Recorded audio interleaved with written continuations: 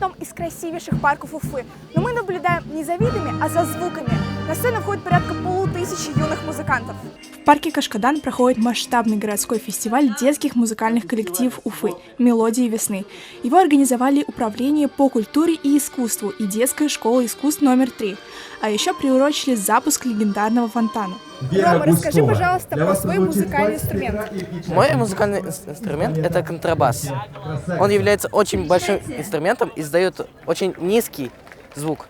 Он преимущественно используется как бас в группах, где есть электроинструменты, но для народных инструментов.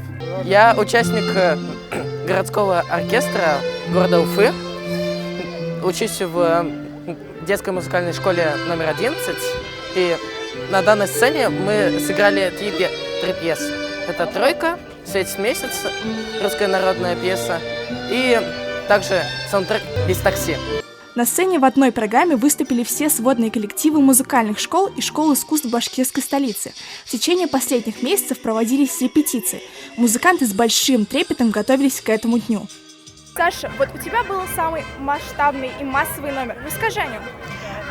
Я из 15-й школы. Мы собрались несколькими школами, репетировали сначала по отдельности, потом мы собирались и репетировали вместе. Мне очень понравилась эта идея, так как мы можем показать свое творчество своего города, и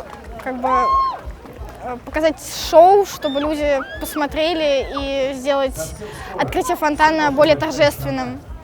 Фестиваль «Мелодии весны» проводился для того, чтобы показать жителям города, какие талантливые детские инструментальные коллективы детских музыкальных школ и школ искусств есть в Уфе. На сцену вышло несколько сотен творческих ребят в этот вечер. Вот так звучат «Мелодии весны». Мощно, ярко, задорно. Поздравляем всех с таким масштабным мероприятием. Амалия Баширова, Рамазан Мусин, специально для Горы новостей.